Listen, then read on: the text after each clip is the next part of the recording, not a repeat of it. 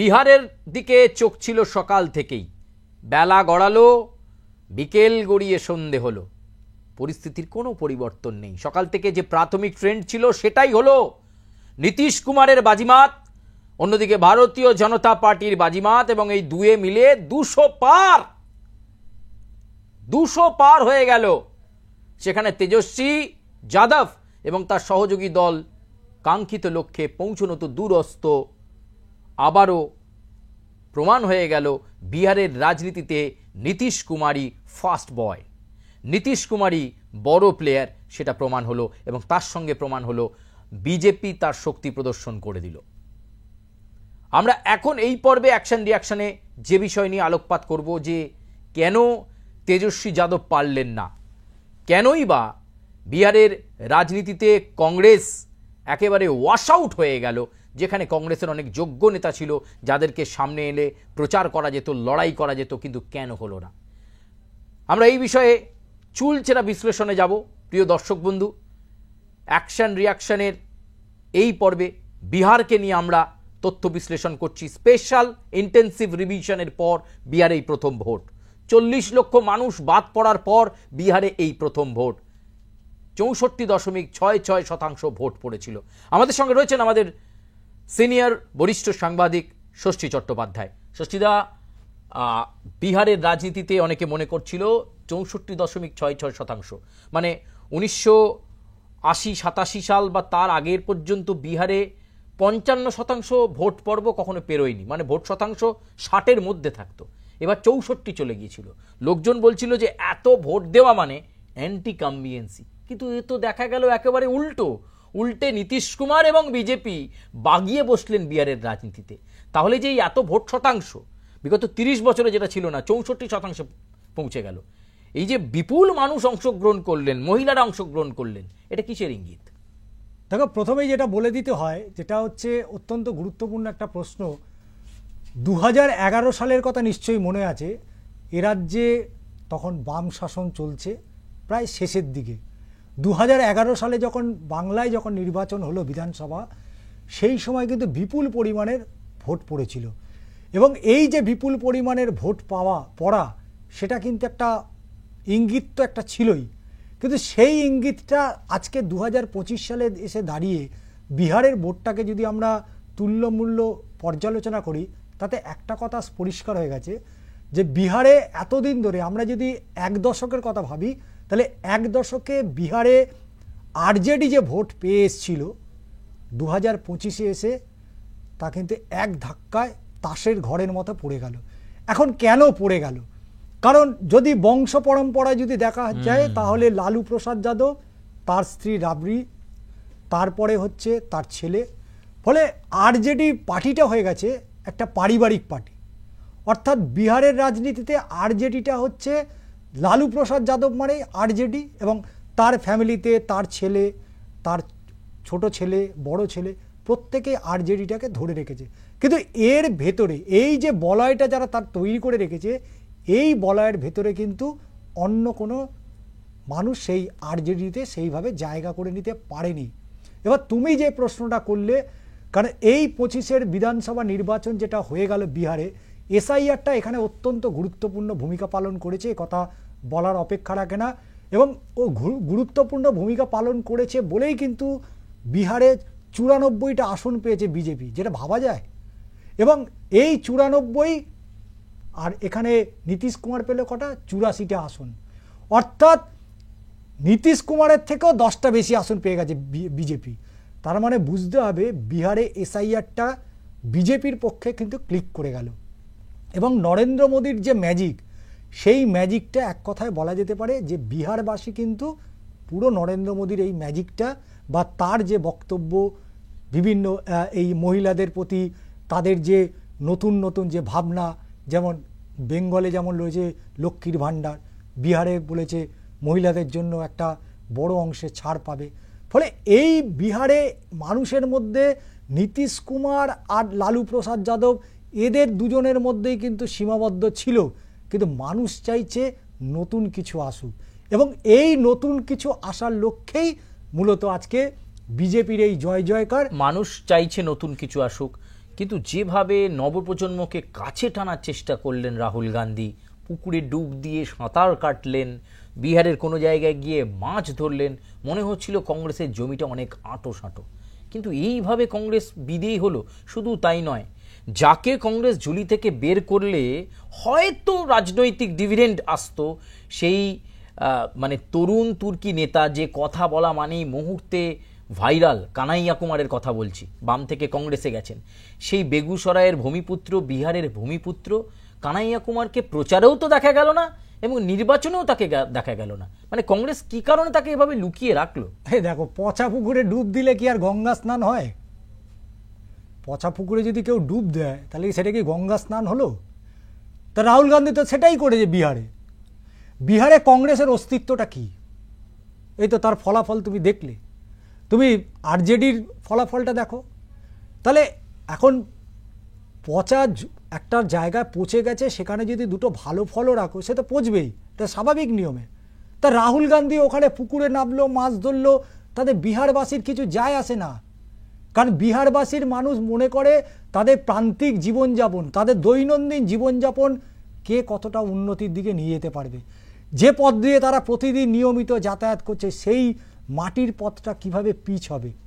যে কলকারখানায় যেখানে কাজ নেই, যেখানে বিহারের একটা বড় অংশ তুমি জানো যে বাংলাতে তারা পরিযায়ী শ্রমিক হিসাবে কাজ করে, বেশিরভাগ বিহারের মানুষই তো বাংলায় এসে তাহলে রাহুল গান্ধী এখন ওই পচা পুকুরে ডুব দিয়ে মনে করে যদি গঙ্গা স্নান করেছি, আর রাহুল গান্ধী ওই পুকুরে নেমে যদি মাছ ধরে, তাহলে সেটা বিহারবাসীর কি যায় আসে?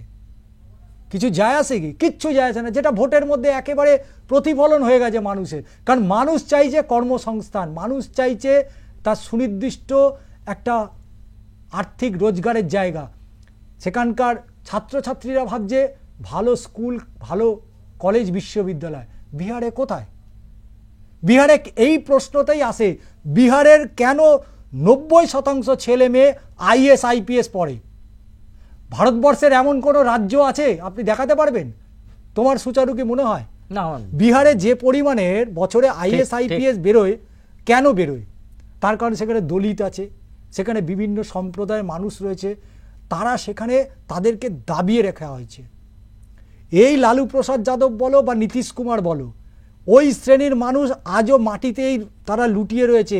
তারা চাইছে অঙ্কুরের মতো ওপরে উঠে আসতে। যে কারণে বিহারে প্রতি বছর ভারতবর্ষের কোনো রাজ্যে এত আইএস আইপিএস হয় না যেটা বিহারে হয়। তার কারণে একটাই, সেখানে হচ্ছে তাদেরকে দমিয়ে রাখা। কিন্তু এরা দমিয়ে থাকতে চায় না।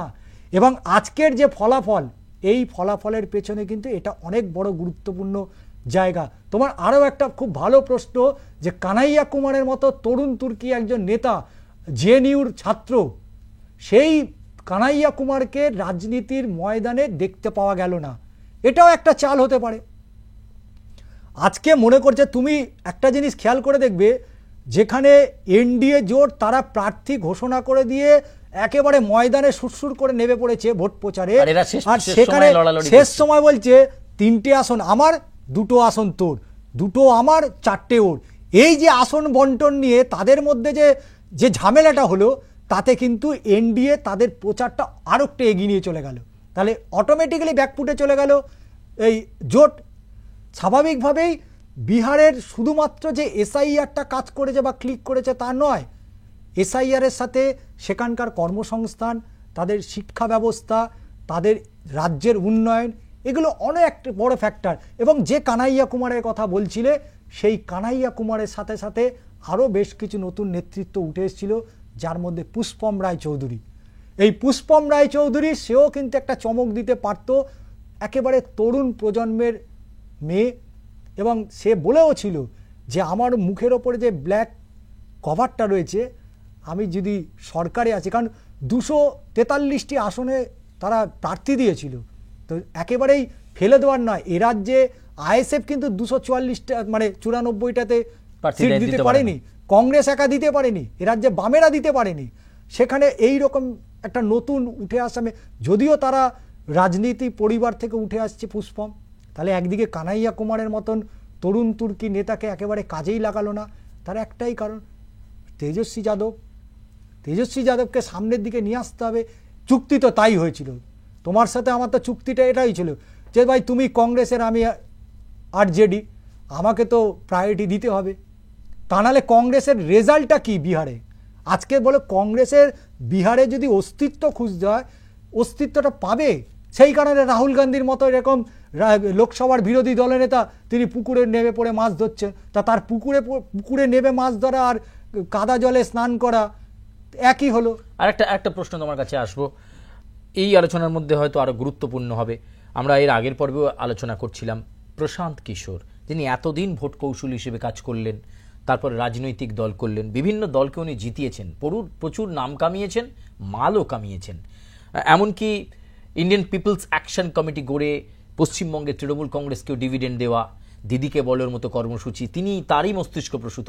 তিনি বিহারে কে কাজে লাগাতে পারলেন না, তার কারিশমা পারলেন না। দুটো প্রশ্ন তোমার কাছে। রাজনৈতিক বিশ্লেষক বলছেন আসলে প্রশান্ত কিশোর দলটা তৈরি করেছিল বিজেপিকে সুবিধে করে দেওয়ার জন্য, আর দ্বিতীয়, নির্বাচন হওয়ার অনেক আগেই পিকে বা প্রশান্ত কিশোর জানতে পেরে গিয়েছিলেন যে ফলাফল ভালো হবে না, তাই তিনি নিজে নির্বাচনে লড়েননি। তিনি নিজে পদপ্রার্থী হয়ে বা মুখ্যমন্ত্রীর দাবিদার বা অমুক সিট থেকে নির্বাচনী প্রতিদ্বন্দ্বিতা করবেন এই রাস্তায় তিনি গেলেন না, দলের বাকিদেরকে বাড়িয়ে দিলেন। এটা কি কোন দৃষ্টিকোণ থেকে দেখছি?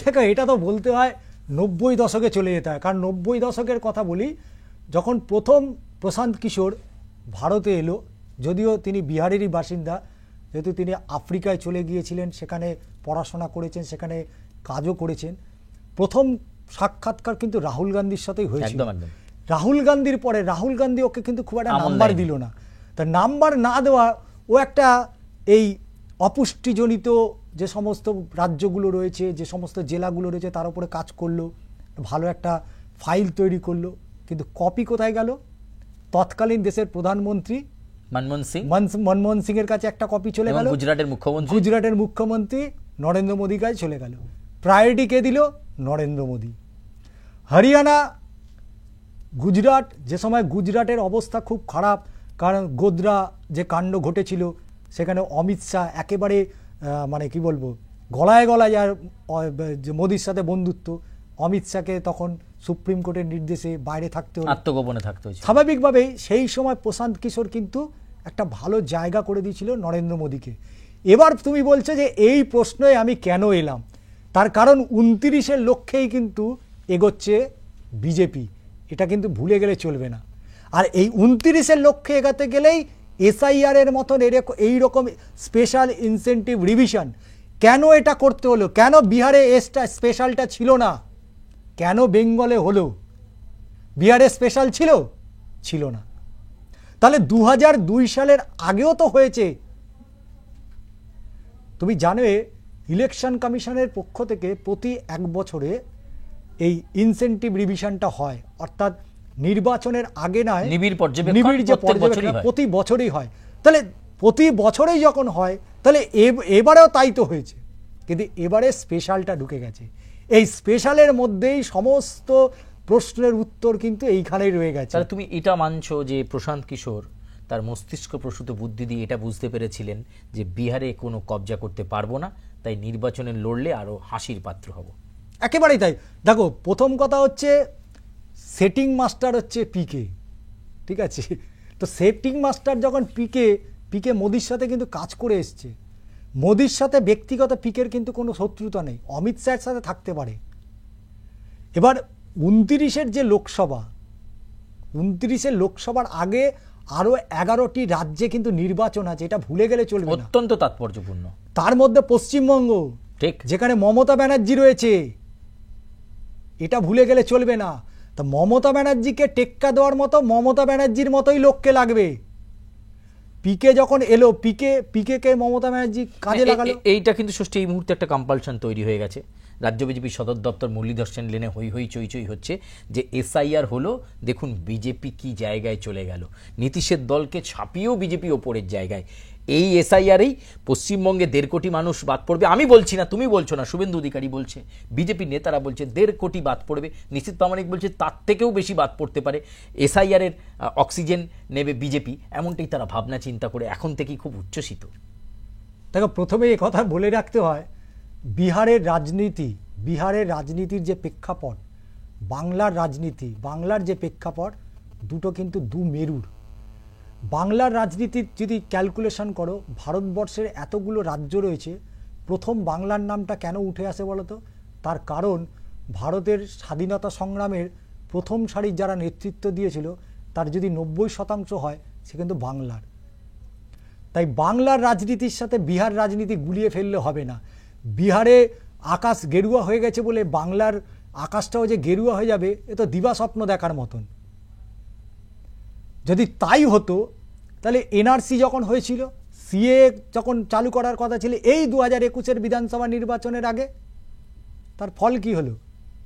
77-এ দাঁড়িয়ে গেল বিজেপি। আমি তোমাকে মানে যুক্তি দিয়ে বোঝাতে পারি যে বিহারের সাথে বাংলার যদি তুলনা করে বিজেপি তাহলে গোমূর্খ ছাড়া আর কিছু নয়। ঠিক, বাংলায় বিজেপি তাদের অ্যাক্টিভিটিস কি আছে? আজকে ভারতবর্ষের প্রতিটা রাজ্য যেখানে বিভিন্ন রকম সুযোগ সুবিধা পেয়ে থাকে, একমাত্র বাংলা যে বঞ্চিত হয়ে গেছে। 100 দিনের প্রকল্প বলো, আজকে নরেন্দ্র মোদী 2014 সালে প্রধানমন্ত্রীর পদপ্রার্থী, এই কলকাতার বুকে বেশ কয়েকটা সভা করেছিল, বলেছিল তো তোমার কি পকেটে 25 লাখ টাকা এসছে? কেউ পেয়েছে? বাংলার মানুষ ছেড়ে দাও, বাংলা বারবার বঞ্চিত। ভারতবর্ষে অন্য কোনো রাজ্যের কথা বলো যেখানে এই 25 লাখ টাকার মধ্যে 25 পয়সা এসে ঢুকেছে। কিন্তু কেন্দ্র বলছে বঞ্চিত বা বঞ্চনা করে সব হাহাকার করেন মুখ্যমন্ত্রী। আসলে কেন্দ্রীয় সমস্ত প্রকল্পের টাকা রাজ্য সরকার পায়, জল মিশন, স্বাস্থ্য মিশন, কিন্তু সেগুলো দেখায় না এবং সেগুলোকে বলে বারবার এই কেন্দ্রীয় বঞ্চনা। আবার অনেকে বলছেন এসবের মাঝে পুরো সেটিং আছে। আরে সেটিং তো আছেই। সেটিং যদি না হয়, এখন সিবিআই মানে প্রসঙ্গটা আসতেই হয়। সিবিআই বলছে পার্থ চট্টোপাধ্যায়ের যিনি বান্ধবী তার কাছে 50 কোটি টাকা পাওয়া গেছে। সিবিআই বলছে পার্থ চট্টোপাধ্যায়ের ব্যাংক অ্যাকাউন্টে কয়েক লক্ষ টাকা আছে। সিবিআই বলছে এলআইসিতে পার্থ চট্টোপাধ্যায়ের মোটা অঙ্কের টাকা রয়েছে। কারা বলছে? সুচারু মিত্র বলছে, না ষষ্ঠী চট্টোপাধ্যায় বলছে, না অন্য কে? বাংলার মানুষ বলছে। কে বলছে? সিবিআই বলছে। সিবিআই কাদের এজেন্সি? কেন্দ্রের এজেন্সি। তাহলে যদি কেন্দ্রেরই এজেন্সি হয় তাহলে কথাটা ওরাই বলছে। তাহলে পার্থ চট্টোপাধ্যায় বা মানিক ভট্টাচার্যের মতন লোকজন কি করে জেলের বাইরে এখনো ঘুরছে? কি করে পার্থ চট্টোপাধ্যায় জামিন পায়? আরে এ কথাটা তুমি বা আমি বলছি না তো যে ওর ব্যাংকে এত টাকা পাওয়া গেছে, এটা তো পেয়েছে, এটা তো সত্যি। তাহলে ইনভেস্টিগেশনটা কে করলো? এরাই করলো, ইডি সিবিআই করলো। এই বালু তো একেবারে মানে কি বলবো, সে পড়ে যাচ্ছে হসপিটাল, সে কোর্টের মধ্যে পড়ে গেল, রেশনের সব চাল গম খেয়ে নিল, সেও জামিন পেয়ে গেল। এ কথা তো সিবিআই ইডি বলছে। বেশ, আমরা একটু বিহারে ফিরি, আমরা বাংলা থেকে একটু বিহারে ফিরি। আজকের এই আলোচনা পর্বের সমাপ্তি ঘটাবো শুধু এটুকুনি জানার যে সম্রাট চৌধুরী নাকি নীতিশ কুমার, মুখ্যমন্ত্রীর দৌড়ে কে রইলেন? দেখো, অবশ্যই এটা ঐতিহাসিক ভুল বিজেপি অবশ্যই করবে না। আমরা এর আগের ভিডিওতেও বলেছি, কারণ চেয়ারে 4টে পা রয়েছে, দিল্লি চেয়ারটার একটা পায়া কিন্তু নীতিশ কুমার। এটা বিজেপিকে ভুলে গেলে চলবে না। আর বিজেপির নেতৃত্ব এটা জানে যে নীতিশ কুমারকে যদি আমি বিহার থেকে হ্যাঁচকা মারি, নীতিশ কুমারও কিন্তু দিল্লির একটা পায়া ও হ্যাঁচকা দেবে। আর হ্যাঁচকা দিয়ে দিলে 4টে পায়ার মধ্যে যে একটা পায়া চলে যায়, তাহলে মোদিবাবুর কি হবে? অমিতবাবুর কি হবে? সরকারই তো থাকবে না। তাহলে আবার একটা লোকসভা নির্বাচন প্রয়োজনই নেই। তোমার কথার ইঙ্গিতেই সেটা স্পষ্ট। বিহারের রাজনীতিতে নীতিশ কুমারই ফার্স্ট বয় এবং তিনিই হতে চলেছেন পরবর্তী মুখ্যমন্ত্রী, শুধু সময়ের অপেক্ষা। তবে আমাদের এই অ্যাকশন রিয়াকশনে আরও এরকম বহু আলোচনা এবং চর্চিত বিষয় নিয়ে আপনাদের সঙ্গে আমি এবং ষষ্ঠী চট্টোপাধ্যায় দুজনেই আসব, মতামত দেবেন। এবং শুধু যে আপনাদের মতামত আমাদের প্রতিবেদনের পক্ষেই হতে হবে এমন নয়, আপনারা স্বাধীন দেশের নাগরিক, আপনাদের নিজস্ব মতামত দেবেন এবং কী ধরনের আলোচনা আপনারা আমাদের এই প্ল্যাটফর্মে শুনতে চাইছেন অ্যাকশন রিয়াকশনে সেটাও জানাবেন। আপাতত আমি সুচারু মিত্র এবং আমার সঙ্গে ষষ্ঠী চট্টোপাধ্যায় রয়েছে, আমরা দুজনেই বিদায় নিচ্ছি।